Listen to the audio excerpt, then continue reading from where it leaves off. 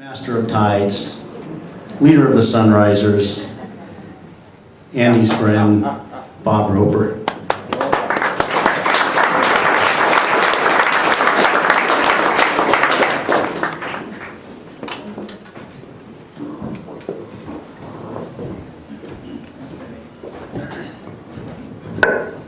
You don't want me to bullshit? What, I got 3 minutes, you said? Okay. Thanks for everybody coming here today. I mean, we all loved Andy, and as much as you love the club. I met Andy probably around 25 or 30 years ago, and I met him through swimming. But eventually I knew not only he was a great swimmer, but also a great rower, runner, a bicyclist, and an all-around athlete.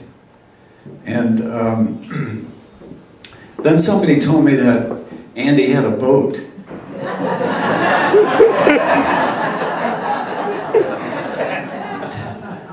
And that's when I really got to love Andy.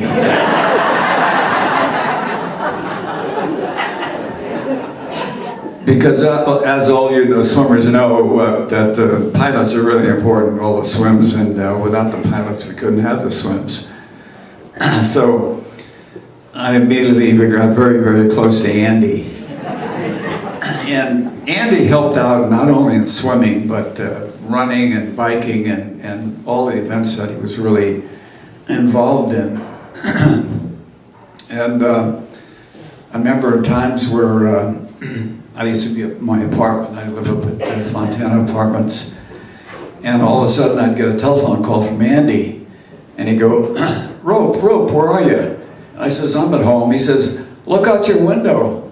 So I look out, and there was Andy with Puff going by the opening, and it was really, really something. I'm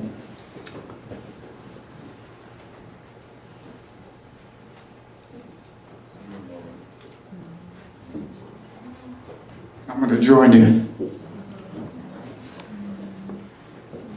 And Andy, of course, Andy had a lot of butts with sicknesses, and he beat the first one.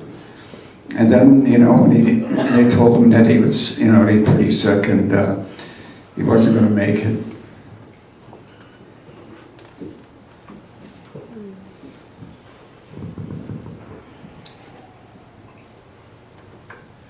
But I'll tell you, Andy was a fighter. He really was. He never gave up.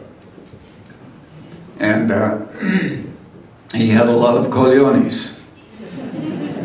And if people don't know what cogliones are, ask some of the Italians. But he was a fighter right to the end. And I remember we had a swim with him, I think it was earlier this year, the Andy Field swim. And he was really sick, and I said, there's no way Andy's going to make it. And guess what? Andy was there all the way. He loved the South End, and he loved to participate. He loved to help. Andy would help you in any way when you asked him.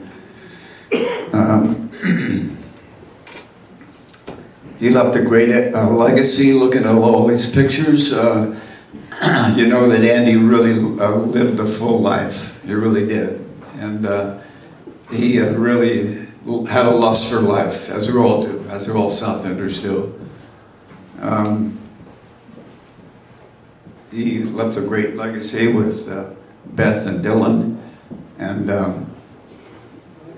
I think in times like this, when we're mourning, I think God gave us memories, and our memories for Andy will never be forgotten.